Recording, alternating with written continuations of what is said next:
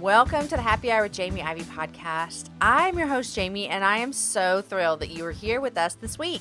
Every week, I invite a girlfriend to join me on the show, and we chat about the big things in life, the little things in life, and everything in between. Guys, you're listening to episode number 81, and today's guest is Kat Armstrong. Kat's an entrepreneur, a mom, a pastor's wife, and I think that you're really going to love our conversation. We talked about bow ties, about what it means to be a pastor's wife, and she even taught me about what Pantone colors are. Guys, I seriously had no idea prior to this conversation. All right, guys, before we get into the show, I want to thank one of the sponsors for the Happy Hour today, and that is Prep Dish. Prep Dish is a healthy subscription-based meal planning service. And if you're like me, planning meals takes a lot of work, and then trying to plan healthy meals takes a lot of work. And Prep Dish does that for you guys. They make some amazing meal plans for you. And actually, if you go to their blog this week, there's a green smoothie recipe for St. Patrick's Day. I highly recommend it. But here's what's going to happen when you're a member with Prep Dish. Every week, you're going to receive an email that contains a grocery list and instructions for prepping your meals ahead of time. So then you're going to spend 2 to 3 hours of meal prep whenever you want, Sunday afternoon, Monday morning, whatever works for you. And then you're going to have meals ready for the rest of the week. So like every day around 5 o'clock, if you're like me and you start thinking, oh my gosh, what's for dinner? Prep Dish takes that from you. Let me tell you 2 meals that were in the email that I just got this week. Number 1, potato and onion frittata with orange wedges. Hello, amazing. And then there's a mixed green salad with dried figs, walnuts, and goat cheese. Amazing. So Allison, who's the chef over there, she's offering you listeners of the Happy Hour a special rate of $4 for the first month. Guys, that's $1 for a weekly meal plan. You cannot beat that. Visit prepdish.com/happy hour to get started today. Again, that's prepdish.com/happy hour. Before we get to my conversation with Kat, if you listened to the Happy Hour back in November, you remember we did a Christmas special. My co-host was Jen Hatmaker. We talked about some amazing products, and we thought they'd be awesome places for you to buy gifts for Christmas.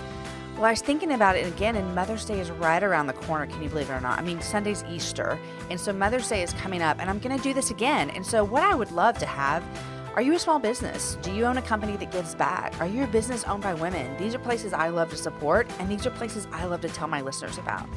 So if you're interested in sponsoring a section of that show and letting us talk about your product and send people to buy your product, I'd love to hear from you.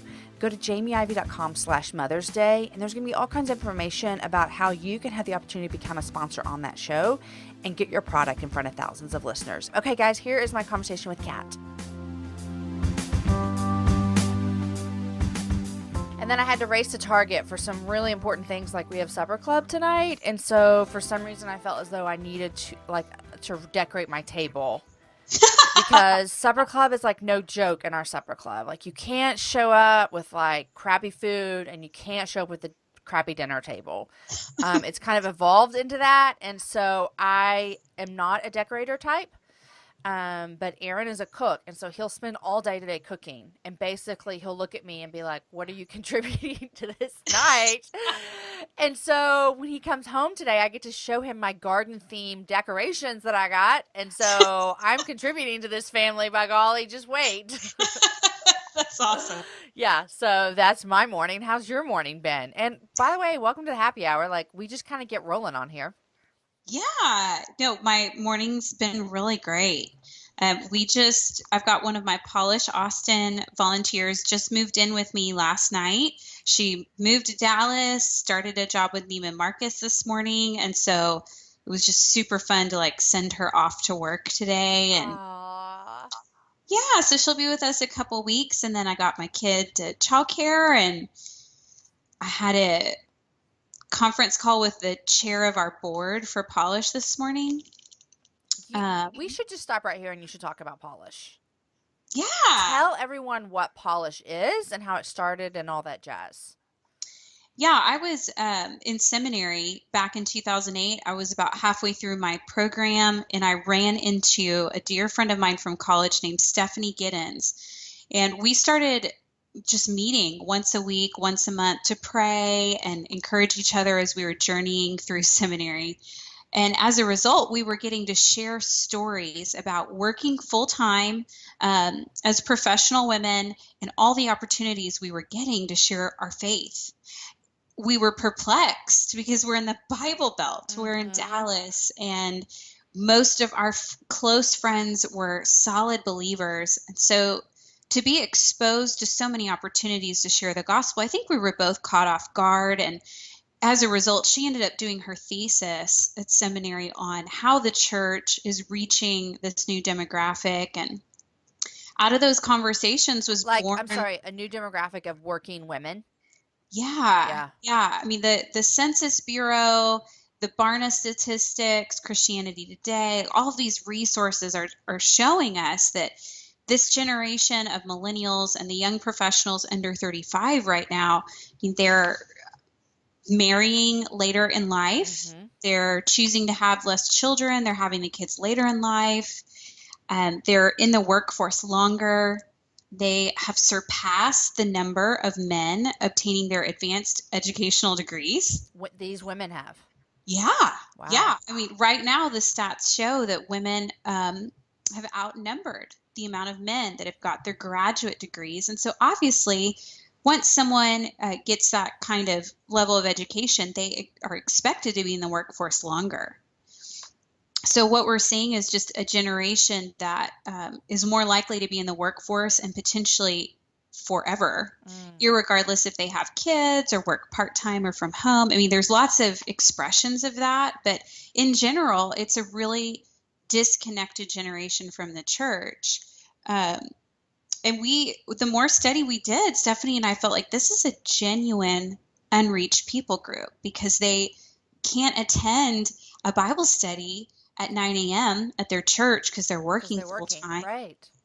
And then single moms, really tough on your schedule to do a nighttime Bible study because by the end of a long day, you're beat. Yeah.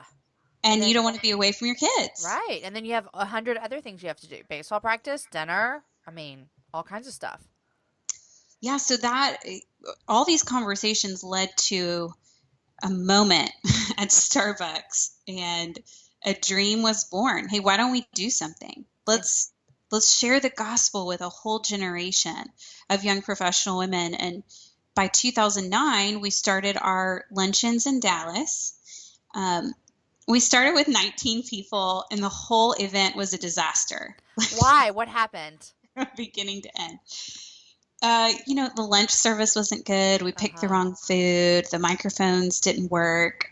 The sermon was centered around a video. The video didn't play. Oh, the worst.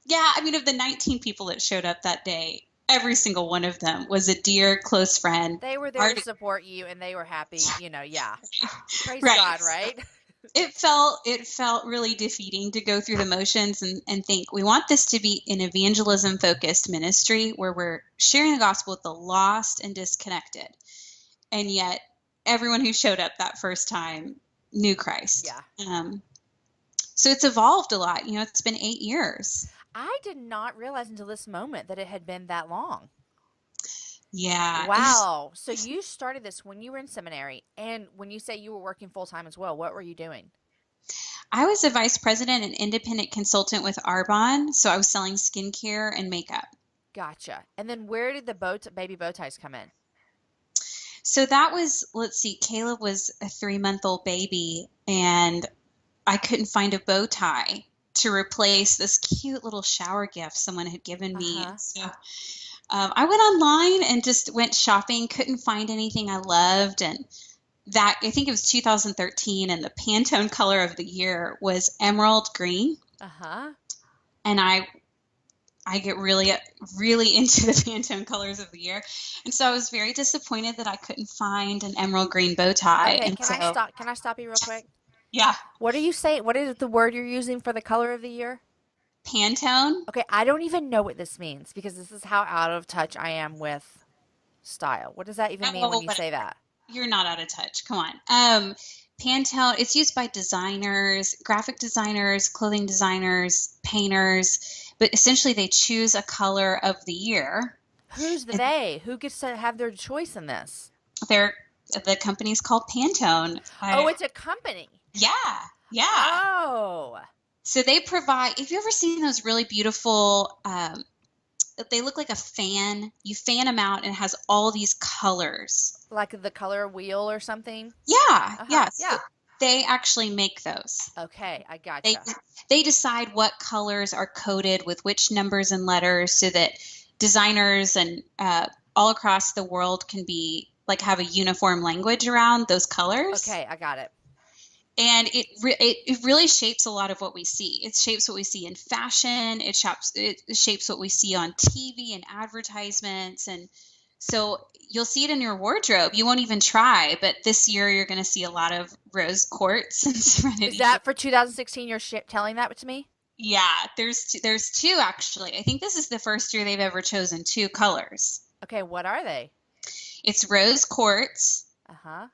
and serenity blue. Well, I'm going to need to go get something in those colors today because I need to be in. Oh my gosh. I never knew this happened. Yeah, You have educated me, Kat. My friend Micah May would be really happy right now. I love your friend Micah May, and she would be happy that I have been educated on this. Yeah, so I mean, 2013 was all about emerald green, and I couldn't find a little bow tie for Caleb. So I have some pretty off the wheels dreams, and my husband's so used to these conversations, bless him. We've been together, I don't know, 15 years. And so when I approached him and said, hey, I want to start a company making bow ties for kids and for pets, and I'm going to need all of our savings. Oh my gosh. This came out of not finding the emerald green bow tie. Yeah. This is crazy. Yeah. But you know what? People like you, these starters and entrepreneurs, y'all think just alike. I was just listening to, speaking of Micah May, I was just listening to her on the Lively show. She had a podcast with them. And she told her story about how May Designs came around. And it was like the same thing. Like, here's a need. So I just went and did it. Yeah, I've seen this pattern just develop really over my whole life of sensing this, hey, there's a problem, I want to fix it, or there's a need and I want to help meet it. And even polish, it was the same type of thing. It's, okay, this generation of young professional women, how are they connecting to the local church? How are they hearing the gospel if we're not going to them? And so I just feel like there's several expressions of that in my life. And Baby Bow Tie was one of them, of let's make something beautiful and safe. So that's how I fell into Baby Bow Tie. Okay, so you made Caleb a bow tie. Yeah. And then you created, with all of your savings, a business. Yeah, God orchestrates the most incredible relationships in his timing. And when you look back at that, at the big picture, years after, you can go, wow, I can't believe that these certain relationships came into my life when they did. But kind of the backstory is I was working as the operational director for a small startup called University Laundry. And I worked for them for several years part-time and got to know one of the guys. He was the chief information officer there. And one day he very casually mentioned, yeah, my wife started this company called Bando. And I pulled out my People magazine from my bag in that moment. I was like, shut the front door. Because you love, aren't you the friend of mine that told me that they love all things like People magazine? Yeah. This makes me happy. It's out of control. Okay, keep going. So Bando, of course, obviously, I don't know what this is. So surprise here. I pull out my People magazine and I'm like, Taylor Swift is wearing a Bando accessory in this picture. So you mean to tell me we have been officing together and working together for years. And I don't know this? And your wife is a stylist to the movie stars in LA. And she just happens to make accessories like Carrie Underwood's wedding veil. Oh. So it was that I just geeked out. So I had this friendship with his wife. And when the idea for Baby Bow Tie rolled around, she was the first person I called and said, hey, you made it work in the accessory market. What do I do? Mm-hmm. And I used to call her one of my angels because she mentored me at no charge and helped me overcome so many of those obstacles small business owners have at the beginning. she really coached me. Yeah, I mean, you can't put a dollar amount on what that did for you. You really can't. She coached me on things that I look back now and go, I didn't even understand the value of the input she was giving me. Mm-hmm. So you started Baby Bowtie. Yeah. So I started Baby Bowtie. We launched, I think, in 2013 at the very end of the year. And um, my relationships with Polish, again, coming back to that theme of God brings us the right relationships in His timing.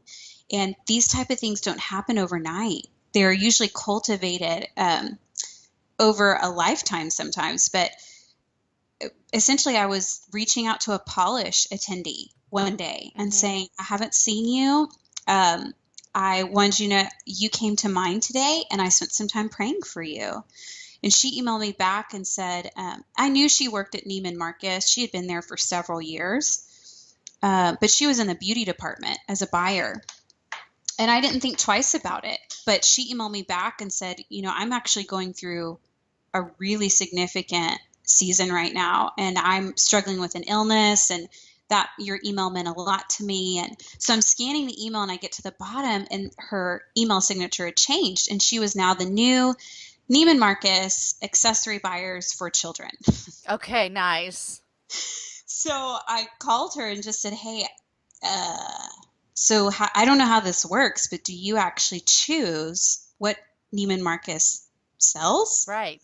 She said, yeah, absolutely. I said, well, I just started this company. I'd love to send you a sample. And so she called me back and coached me, which buyers usually don't do, and just said, hey, she was so blunt. She's like, we wouldn't buy your product. And here are all the reasons why.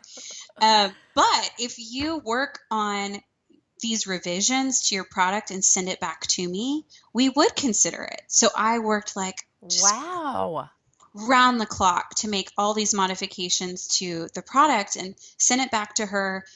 And we got a really small account with Neiman's online.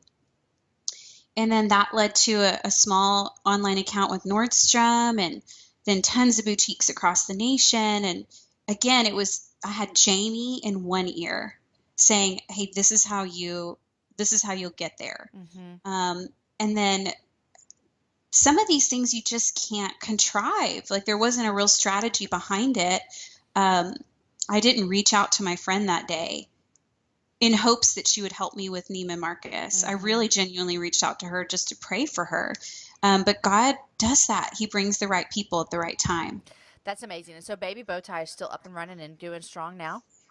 Yeah, I mean, I'm not very heavily involved with it. I've got this amazing assistant, Allison, and so she runs most of it so that I focus full-time, almost 100% on Polish now. That's awesome. And so Polish, we were talking about that at the beginning. Polish really started as an outreach to women who are working in the workforce. And you're wanting to outreach not just Christian women to come for lunch together, but you want people, is the point of it to have people in their workplace to invite non-believers?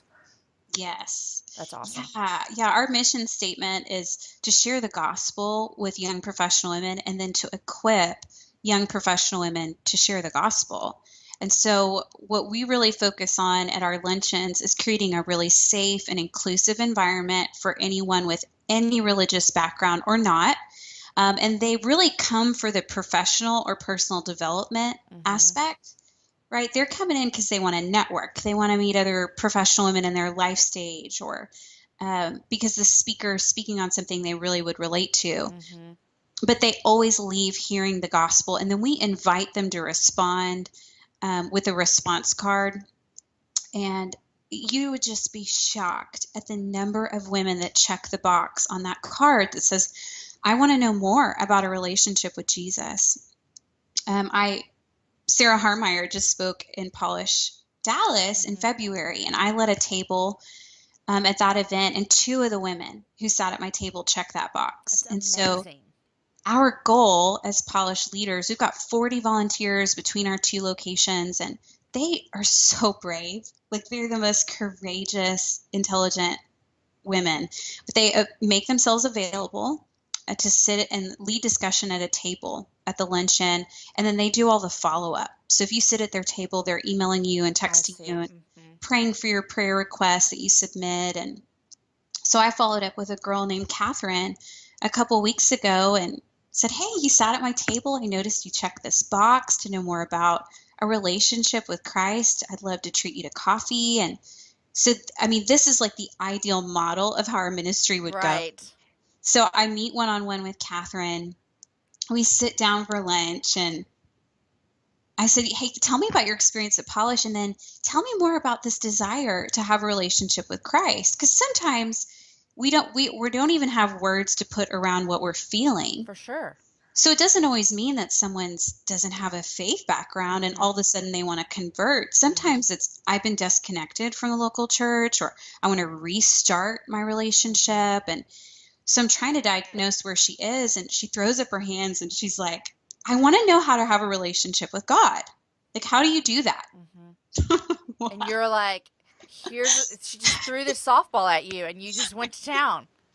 Yeah, it's like the story of the eunuch. I mean, he's reading the scroll and asking, what does this mean? So we train all of our leaders to go through the Romans Road in these conversations, to let the women read the Bible verses themselves. And so it took me about 30 minutes to walk through the gospel with her. And we get to Romans chapter 10:9. And it says, if you confess with your mouth that Jesus is Lord and you believe in your heart that God raised him from the dead, you will be saved. And this girl, Catherine, she starts sobbing. After you read Romans 10:9? Yeah. Okay. So she's like head in hands, sobbing at lunch, and she's like, it can't be that simple. And I'm like, it is. I mean, it's that. So let's talk about, do you believe that God raised Jesus from the dead? She's like, I do. I wholeheartedly believe that. I can't even believe I'm saying that. Yeah. And I said, do you confessing that Jesus is Lord he's going to have all access to your entire life. Are you sure that's something you want to do? And her response was, right now. Yes, I want to do it right. What do I do? Like that, well, girlfriend, it's done. I mean, if you confess with your mouth and believe with your heart, let's just solidify this in prayer. And so she was like, what do I say? I never pray. What do I do? And her prayer was so beautiful. It was, God, I want a relationship with you, and I want it to start now. So that, like, I share that story. It's been 8 years. That's the first time something like that has happened to me. Like, I know my leaders have experienced it, and I feel like I'm part of cultivating these environments for that to happen. But that had not happened for me as the executive director in 8 years. Right. And so I say that because I know there are so many women listening that want to start a nonprofit or go into ministry. And I came home and I was like, it's almost embarrassing that I haven't had more opportunities like that. My leaders have, we have, our numbers are great. The conversions are great. But we had 150 luncheons under our belt before we really felt like we had some traction in accomplishing our mission. But I mean, I think that, Kat, when you're sharing that, what I'm hearing are a couple of things. Is number one, so many times, and especially for someone like you or people that are listening that are starters and they're go-getters and they have all of this drive and entrepreneurs, that success, and for you guys with Polish, I think success is sharing the gospel and seeing people follow Jesus. Would I be right? I don't want to put words in your mouth. Am I right about that? Yes. So success for you guys is something that you just put one foot in front of the other every single week, every single month when you have an event. And you're seeing success, but it wasn't like the first event was a disaster. You said yourself, like, it's a disaster. Yep. And then 150 events in, you come home and you're like, that was amazing. And so I think it's just an encouragement to us that are starting things. It's also encouragement to us that are sharing gospel with our friends. Yes. I mean, so many times you're going to feel like you're sharing and not seeing anything. But you have no idea what's happening a year down the road when I meet a woman that was at one of your luncheons. You know what I'm saying? And so that's an encouragement to you guys as well with what you're doing at Polish. It's amazing. And you just started Polish here in Austin, which I'm a fan of. Yes. I, Oh my goodness. It is going gangbusters there. oh, I'm so glad. I've been a handful of times, and I just saw that you're coming to speak next. Yes, I'll be there in April. So amazing. Do you know the date? Ooh, second Wednesday of April. I Okay, think it's the 13th, maybe. awesome. Awesome. And I can put a link for people to know more about it in the show notes as well. Oh, thank you. Spreading the word, that word of mouth is our strongest form of, we don't do any advertising. It's just women sharing with their friends and coworkers. Hey, this is a great place to meet other young professionals. It's really diverse. So, we've got people who write in and say, well, I'm at home, but I work from home, or I'm in network marketing, or um, I'm a nurse, am I welcome? Of course you are. Anyone is welcome at our events. You'll feel right at home. Yeah. But yeah, Polish Austin has really taken off. I can only attribute, obviously, the Holy Spirit is the one who decides to empower and to grow something. So he's doing something outside of what we planned and what Yeah. we for. And then beyond that, the leadership team down there is stellar. I mean, they've really unified around the gospel. They're also really diverse Hmm. in the denominations we represent in our leadership team and their backgrounds spiritually even. But they've really united. So I think that's part of the success down there. Um, and then I think lastly, it's just we learned from all of our mistakes. And anytime I get to share my story, I try to reiterate this has been 8 years of trial and error. Hmm. And last fall, Dallas Seminary invited me to come and do a breakout session and talk about our ministry and reaching this generation. And it was funny. I almost wrote back and said, I think you guys want me to talk about our success, and my experience and expertise is in failure. Like Uh-huh. I'm speaking from a place of we just know what doesn't work. Right. Yeah. And by process of elimination, we're finally at a place where when we launch new locations, we're seeing a lot of momentum. Right. But that is so true about everything. I cannot think of anything of a girlfriend of mine who is a mover and a shaker that starts things. None of them started something and within the first year they're like huge success. Mm-mm. It takes time. I even think like someone last fall, I went and spoke about podcasting. And I remember a couple months before, I called her and I said, I don't think I could do this. You've got the wrong person. I mean, honestly, I did. I called her and I said, this is not going to work for me. Like, I do not have enough success to bring anything to the table. And she talked me out of it. And I ended up doing it. But I, like you, was also like, okay, here's the 17 things I did wrong. And so Yes. don't do these, when you Yes. start. Don't do this. And then we'll go from there. Um, Yes. but I think that's good. We need people in front of us that are walking down these roads to say, hey, here's how I made a mistake. Let's not do this. And so and are y'all going to new cities? Yeah. I mean, we've got requests from 9 different cities around the nation that want us to come and duplicate our efforts. And quite frankly, the only thing holding us back is manpower and fundraising. And so I am so bad at fundraising, Mm, like epically, epically it's bad. hard. It's hard work. It takes a lot of time. Yeah. And, I find myself just putting it on the lowest priority, and it Yeah. should be really top. But right now we're really prayerfully considering 2 new locations, even for the fall, potentially. Um, North Dallas, which is almost like its own. Yeah. We've got thousands of people moving to North Dallas because State Farm moved their headquarters here, and there's one other, I can't think of it. Toyota's huge. So we've got a ton of people coming. We want to be ready to share the gospel with them. And then also Fort Worth. So that's been a conversation for almost a year.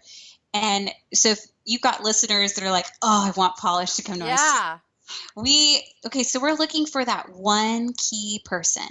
And Mm-hmm. they're a volunteer director in their city, but they're like, I want this to come here. That's the person we're looking for. And so we have a startup process that our board has approved that, these 7 things have to be lined up for it to gain a critical mass and for it to be long lasting. Because our Yeah. thing it's not so much about these amazing speakers that we bring in. It's the relationships that happen at those tables. And then sharing the gospel takes long time with this generation. Yeah. Yeah. It's not just responding at a crusade, although those work. It's literally what we call it in Polish pre-conversion discipleship. Mm-hmm. It's like life on life, loving people where they are. Sometimes that process can take a year before you even feel like you can present the gospel with some credibility. For sure. And so that's what's holding us back right now. We've got some coals in the fire. So if you live in North Dallas or Fort Worth, reach out to me, because we're trying to round out our leadership team in both locations and potentially launch in September. Oh, that's amazing. So wonderful. Okay, well, I'll put all that information in the show notes, and then people can reach out to you if they're interested in that. So love what you guys are doing at Polish. Amazing. Okay, guys, we're going to get right back, but first I want to tell you about another sponsor for the show, and that is Lily Jade. You've heard me talk about them before because they were on our Christmas episode. Well, Lily Jade bags, it's such an incredible value. Normally, a full grain leather premium tote would retail for hundreds more, but thanks to their unique e-commerce model, Lily Jade's able to get their gorgeous pieces into even more women's hands. Some of their most popular styles can be worn 3 different ways. And us women like things that can be worn 3 different ways. Number 1, you can wear it over the shoulder or crossbody or as a backpack.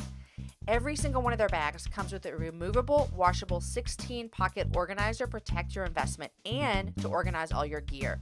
Ladies, if you could see the inside of my purse right now, it would be astonishing. I need this 16-piece thing in every single one of my purses. I have a Lily Jade bag. It's my computer bag. I love it. It's the best bag I've ever traveled with. These are also diaper bags, but I'm way past the diaper stage, but I still love my Lily Jade bag. Lily Jade is not just a great bag company either. The heart of Lily Jade is to give back, supporting all women and especially moms. Every month, for example, Lily Jade gives a bag away to a deserving adoptive mom.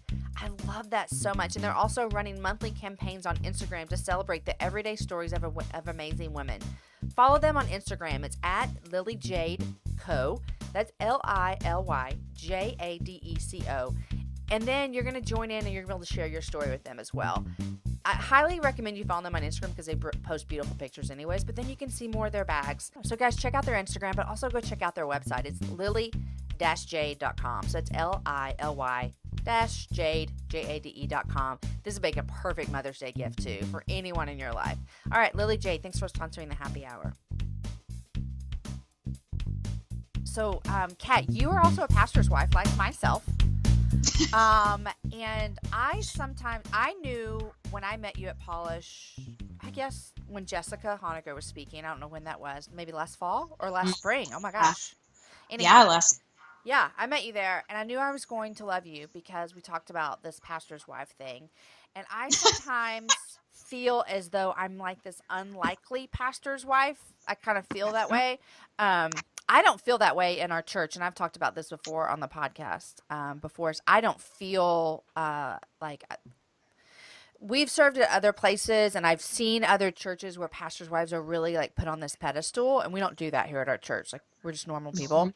But I always kind of like migrate to pastors' wives that kind of might have that same feeling as me, and I have a small feeling that you might be that way. That you might just think of yourself as a regular, normal person and not just this title of pastor's wife, whatever that might mean. Am I right about that? For sure. I mean, I'm constantly joking that I feel like the worst candidate possible to be a pastor's wife, and yet I am. And so obviously in God's plan, this is what we're supposed to be doing. Right. You're married to an Aaron. I'm married to an Aaron. Yes. This is part of God's calling on our life. But yeah, I mean, it presents all sorts of crazy town for our family, for our personal lives. It provides a lot of humor because the things people say to their pastors or pastors' wives are hilarious. Can you share anything? I mean, without being mean or rude or indicting anybody that might be listening. But what are some crazy things that have happened since you've been married to a pastor? I think folks they lose their filter maybe a little bit when they're talking with me. So that's always really funny to process through. I've had something. The bathroom always seems to be a strange place. It's where they kind of get you. Yeah. Uh-huh. But I've had someone come up to me and say, "Oh, are you the pastor's wife?" And anytime that phrase is used, I'm like, "Uh-oh, what's coming next?" You almost want to be like, "Nope, not me, not today." Yeah, oh, wrong person. But she said, "You're so much prettier in person than your picture." Oh no. Right. So I never know how to respond to things like that. I have this very awkward facial expression I do that looks very because I never know what to say. But I was like, "Oh." She's like, "Oh, really, honey? You got to get rid of that picture. I don't know where it is, but man, that picture was bad." Oh my word. So I've had things like that. You know, you've got everything from it was really cold in the sanctuary today. And, you know, you're always thinking to yourself, I don't even know where the thermostat is. Right. Even if I did, I bet there's a key and a lock, and I don't have that key. And I don't have that kind of like clearance. I can't mess with the air. Like that's not under my description. No. I've had people come up to me and be really frustrated that Aaron has not emailed them back about something. Yeah. You know, and things like that where the reason I feel like I'm maybe not a great pastor's wife with them is that my responses are usually things like, "That's an interesting thing to share with me." And then I smile and it's kind of awkward with a lot of silence because they don't know what to do then. Yeah, but I see a licensed professional counselor. We work on these like phrases that I feel comfortable using. And that's one of them, which is, "That's a really interesting thing to share with me." Like this is a phrase that you would go to when you're not really sure what to say. Yeah. Ah. Or anytime I feel like their expectations about what I can accomplish for them that I can't meet. And I used to feel this real burden of having to explain to them. First, I used to feel burdened to apologize. "Oh my goodness, I'm so sorry that my husband did not email you back." But on the flip side, in reality, it's not it's not your role to apologize. no, I mean they need to take that up with Aaron. Right. That's what I was thinking. Yeah. You know, and maybe he did. So I think most of it's trying to get myself out of the way. Meaning, if they want change, if someone wants change at our church, I'm just genuinely, not because I don't want to be or can't, I'm just not the avenue to do it. I've got a real independent and separate ministry from what Aaron's doing. And although we're a team, I don't have the power to change the thermostat or the lighting or the song choices so that phrase for me, like, "That's a really interesting thing to share with me," has been helpful in that it helps communicate, hey, I'm not the right person to have this conversation with, and also frees me from trying to like explain things away or apologize for something that I can't really apologize for. Yeah. Because what they want is for you to be like, "Oh my gosh, I'm so sorry he didn't email you back. I will talk to him tonight, and then I'm sure he'll email you in the morning." Yeah, and I think my issue with that is not so much that I couldn't do that. It does two things for me. First, I want to honor Aaron anytime I'm with anybody. And so the last thing I want to do is undermine him and go, "Oh my gosh, I guess he must have not been responsive." Or Right. So I want to affirm him and encourage him. And so I don't want to say something negative that I don't believe. That's the other flip thing is I'm like, dude is super responsive. So something must be going on. Right. So I think that's the main issue for me is really wanting to affirm him or the leadership of anyone at our church. They're busting their butt for us. Like the ministers are usually giving from a place of poverty, meaning like they don't have enough to give what they're giving. And yet the Holy Spirit just enables them to give from a place of spiritual poverty. And so I take their offering really seriously, and I don't want to seem like, the lighting, wow, it sucked today. Right. Because my friends are in the sound booth and they're really working hard. So I think that's really my desire, just to honor the people who are serving us and leading us. And then on the flip side, to really create some distance of perception that I am helping make decisions for the church. Because Yeah. I'm just not. I mean, Hmm. I could. I mean, that would be beautiful. I'm not saying that would even be wrong. I just don't. It's not where you're serving. Mm-mm. Yeah. Yeah. I get that for sure. It's, I feel like that you have a great perspective with it. And I just, being on the other side, Mm-hmm. I think it is something though to be validated and to be saying that like when you are a church member and you are coming with this request or this concern or whatever it might be, um, that the wives really it's not their role to take that up with their husbands either. Like I if you don't like a song that Aaron played at church today, I can't do anything about it. Right. And I don't want to do anything about it either. Like, I'm sorry. I don't know. I don't know. I would be like you. I'd be like, I don't know what to say to that right there. Right. Oh Yeah. my goodness. Thanks for sharing. Yeah, thank you. I had a situation where this has been a little crazy. There was I would say girl, but woman. She was early 20s who kept hanging out after the last service and talking to Aaron. My Aaron, I keep saying Aaron, like you have an Aaron too, but my Aaron, she kept hanging around after the service and talking with him. And it was getting awkward. He was trying to have his like band guys like kind of defer her away. Like it was just an awkward situation, right? And Yeah. I don't go to the 7 because I have 4 kids and we don't stay out till 9:30. They have school. And so he would come home and tell me about it. And so there was one time that I actually did get to go to the 7. And afterwards, Kat, it was so uncomfortable. But there was this woman who was waiting for Aaron.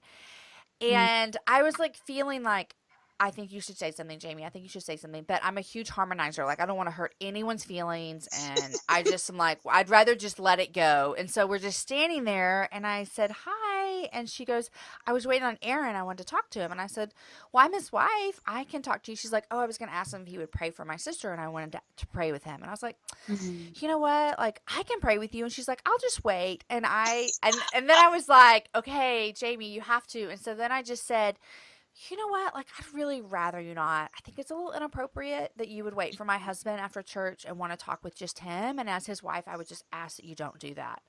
Right. And I was sweaty armpits, like I'm about to vomit. This is so uncomfortable because I don't want to be mean. I don't. And I don't want anyone to be mad at me. I like to be liked. But it Hmm. got to a point where it was just like, I think that maybe I should say something. Like, this is my husband. And so it was uncomfortable to say the least.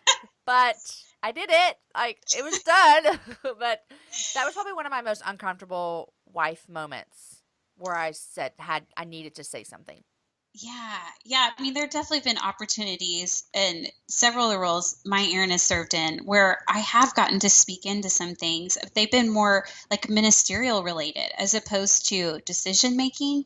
You Mm-hmm. know, that's how I would even categorize that. Like you were being a minister of the gospel, right? And you were, I feel like you were trying to care for him, your husband, and yourself all at the same time. And that's what a minister does. And so it's challenging. I think you and I share in that we're at churches that literally are championing our what we do as the spouses, like Mm-hmm. individually from our husbands.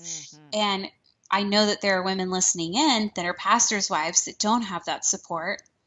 And I was praying for them this morning, thinking about, we might bring this up and there might be women listening in that feel really defeated in that. And I think I just wanted to encourage them to take courage, like hold on and pray that God would reorchestrate like the elder board or the church leadership so that they are supporting and championing you. But currently that the elder board that's serving at Dallas Bible Church, that's where my husband's the lead pastor. I mean, they are incredible. They want to not only empower me and cheer me on and support me with prayer, but they also want to protect me. And they've set beautiful boundaries, even with the requests they get.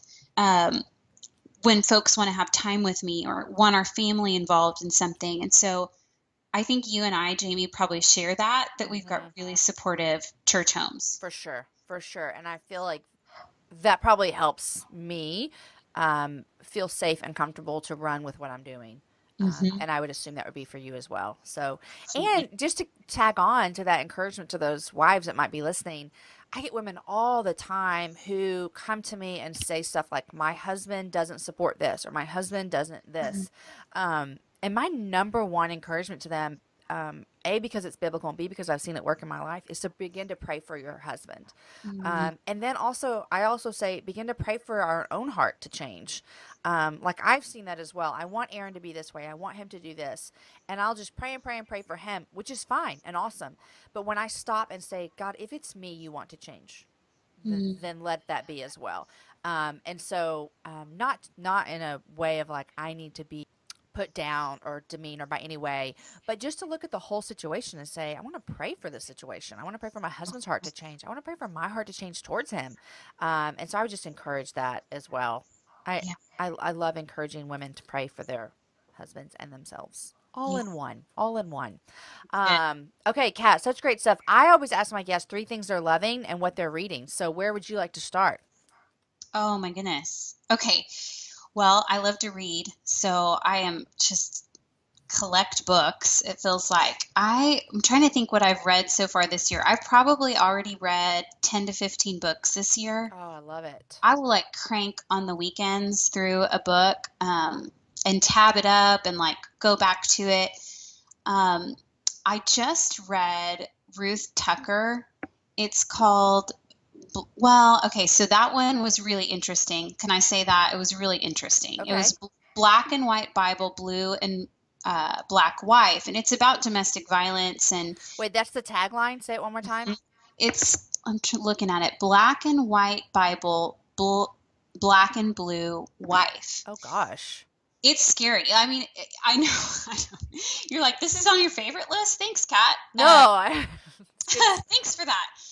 No, that one's it's really eye-opening. If you have a friend suffering in a domestic violence, I feel like the longer I'm in ministry with women, the statistics feel so distant. You know, when you hear, 3 in 10 or 4 in 5, and 3 in 2 experience this, that, and the other, you feel a lot of distance from those until you know somebody who's experienced it. And so that book, Ruth Tucker's a legit theologian. I mean, most of her books are required reading material for seminary students on church history. And so she really kind of diverted in this book to talk about her own personal experience with domestic violence. And I'm not endorsing everything that she says. It's about her personal story, but I found that to be a really fascinating read. And then probably my second favorite this year so far has been a book called Leading with a Limp.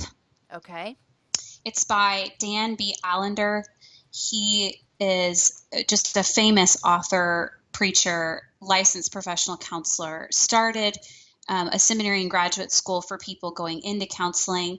But the whole book is written for anyone who leads anywhere. And I would argue if you're influencing one person beyond yourself, you're leading. So we lead as parents, we lead as spouses, we lead as sisters. But this book just talks about the limp we usually gain from our deficiencies, our sin struggles, the hardships we face in life, our obstacles, and it's how to lead from that place. And I'm not kidding. I wept from page 1 to the very last page. Just like I wept like a baby, and I reread it. The very next day, I went back through everything on underlined, which was the whole book. Yeah. And I've been recommending it nonstop. So Okay. Leading with a Limp, so good. I just added it to my Goodreads list to read. I love getting book recommendations. It's a good one. Well, after those 2 phenomenal books that you tell me you're reading, I'm a tad bit embarrassed to tell you what I'm reading. But I'm going to go ahead and do it. So here we go. I'm reading Becoming Sister Wives, the story of an unconventional marriage by the entire Brown family. That is what I'm reading. That's awesome. Well, hey, we talked about earlier, I am your go-to person for pop culture ridiculousness. So, I mean, on one hand, I spend time reading these deep books, but I get 5 or 6 magazines sent to my home every month. I know. You subscribe to these Us Weekly? Yeah. Okay, Yeah. good. Yeah. Well, have you ever watched Sister Wives? No, I haven't. Okay, now look, I'm gonna tell you that you need to get on this train of Sister Wives because I am thoroughly infatuated with it. It's kind of Okay, weird. so Kind of weird. this is a TV show or it's a book? Okay, it's a TV show and it's on TLC, and they maybe have 3 or 4 seasons. I'm not sure. Since I don't have cable, I have to wait till it comes out on like Netflix. And then now this is a book, and they've written a book about their story and about their courtships and all that kind of stuff. And I literally read it and just think, this is the weirdest thing I've ever read in my entire life. And I apologize if I'm offending anyone, but it really is. Like the fact that Cody, which is the husband, was married to one wife, and then they've been married a couple of years, and then they're out at this church event, and a girl catches his eye, and he pursues her. And that's just weird to me. Like that, well, it should That's be weird. It's, creepy. yeah. So, but it's like this weird train wreck that I can't ever stop looking at. So there's Okay, that. so I'm, you can tell I'm a passionate person. I feel like if I read that book or watched that TV show, I wouldn't sleep because I would be like, this is wrong. This is wrong. Yeah. Like women are being degraded and abused and I have to stop it. And so the way I unplug, the way I like release, my release valve is looking at ridiculous pictures of celebrities' babies. So this would be a struggle for you. Yeah. Yeah, But I do want to tell you about a book I read recently also. This is gonna up my Yeah. game a little bit. It's not about any kind of polygamy. I was like, I couldn't think of the word polygamy. I was like, no, it's just wrong. It's just wrong. Yes. So I read this book. I was given this book in February by someone I'm working with for writing stuff, and it's called Space at the Table: Conversations Between an Evangelical Theologian and His Gay Son. And it says Brad and Drew Harper. So it's by the father and the son. Mhm. And it was literally, I mean, I read it on an airplane from Portland to home. I read the entire book. And I immediately, when I closed the last page, started crying.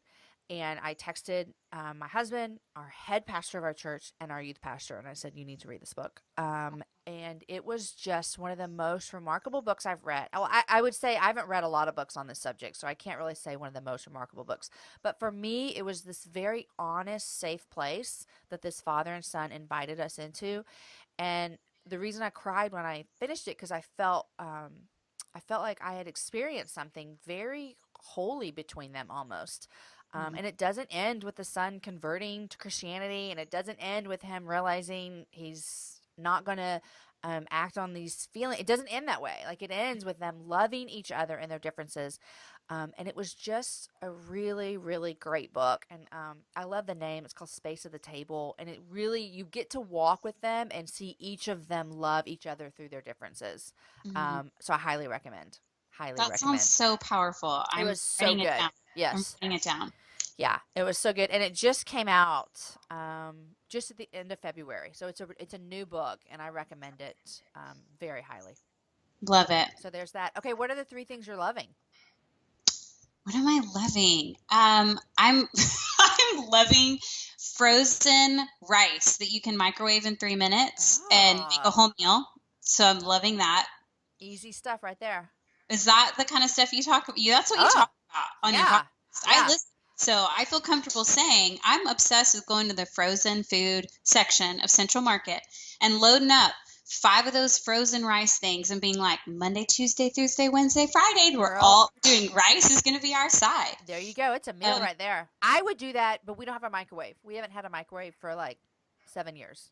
So I miss out on those kind of moments where you just get to do that.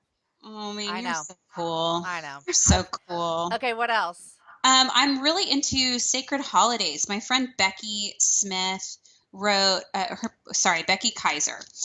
She wrote a Bible study to prepare people for Easter. Mm-hmm. And so I am literally digging this. It's multiple contributors. I did a week in it as well, but Becky's passion for Christ and her passion to prepare people for these big holidays, because really I miss big holidays emotionally because I'm so caught up when it comes to Christmas and Easter specifically, family and the busyness. And so I am just loving my sacred holiday study for real. Oh.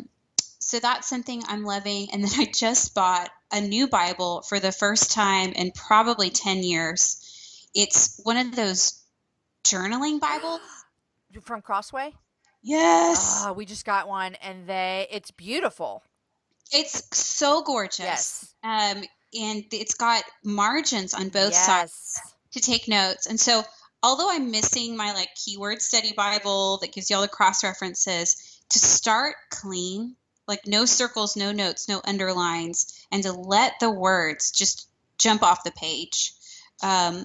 It's really meant a lot to me. And, the last thing I'll mention is something that I started seeing a new licensed professional counselor in the fall. I felt like my needs were different, and so I wanted to find a new person, and she's been incredible. But we have been talking about my relationship with God and how to connect on a deeper relationship with Christ. And so we've been going through something that priests and nuns would use to connect with Jesus specifically in the Gospels. Mm-hmm. Where, and I can send you some information on it. I'm going to mispronounce it because it's Latin, but I think it's Lectio Divina. Okay. And it's essentially just a way to read the scriptures and interact with them. And so anyone who's listening, maybe they have some background in doing like a precept Bible study where you're studying key words and phrases, or maybe an exegetical study where you're looking at parts of the Bible in connection as a whole, or word studies or character studies. So this is just another expression of how to interact with the scriptures. It's changed my life. And where did you get it? So my counselor basically walked me through it. She taught me how to do it. I don't know if I'll try to see if I can find something online. Okay, yeah, I'd love to see it. But essentially it's coming to something that Jesus says, so a red letter, mm-hmm. part of your Bible, mm-hmm. imagining yourself in a room alone with Christ, knowing that he's waiting on you, that he wants to talk to you, reading a verse until you sense the Spirit just, I don't know, move you. I don't know how other to explain that. Then you just all of a sudden go, wow, wait, what did I just read? That was really incredible. What did Jesus say? And absorbing those words as if he's speaking right to you right then. And it's just a really different way for me to interact with the scriptures. And maybe people are listening going, how has she not done that before? But it's totally changed my life. I feel like I love that. And I love how you said that there are just all these different ways, mm-hmm. whether you're studying a certain word or, an entire passage or whatever. And this is just another way for you to connect. And I love it. If you find something online, I want to see it. Okay. I'll send it to you. Yeah, for sure. That's amazing. Oh, I love it, love it, love it. Well, Kat, I am a fan of all things that you're doing. I'm a fan of those cute baby bow ties, although all my babies are way too big for bow ties. But if I ever get a dog, I'm going to get one. Yeah. And so and I love what you guys are doing, Polish. Thank you for sharing that story about Catherine and leading her to the Lord. And I'm a huge fan of all you got going on. So thank you for sharing that with us today. Thank you, Jamie. I'm so honored to be a part of this. I just, much like all the opportunities coming across my way, I just can't believe that you would give us this opportunity. So thank you. Joy is mine. I know people are going to love it. So thank you, thank you, thank you. And I send me the link too for the Bible studies that you told me about with.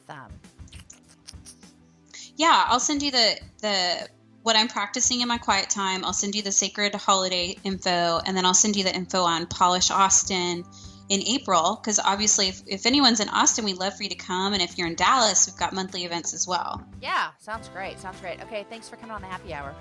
Okay, bye, Jamie. Guys, wasn't that a great conversation? I love talking with Kat and hearing her heart. Her passion and wisdom made for such a refreshing conversation. Remember, everything that we chatted about today is going to be up on my website, jamieivey.com, and I'd love to hear from you. Leave me a comment there, find me on Twitter or Instagram, like I told you earlier, and Facebook. Share something with me that you loved from this episode. Today's show is edited by Knox McCoy, and the music is from Jason Poe. Next week's guest is hopefully going to be Shay Shull from Mix and Match Mama. We're scheduled to talk soon, and I have been following her on social media for a long time and just very intrigued with her family and love the things she's doing. And so I cannot wait to chat with her and share that with you. Guys, enjoy your week and share the show with a girlfriend and have a happy hour with a friend. I'll see you next week.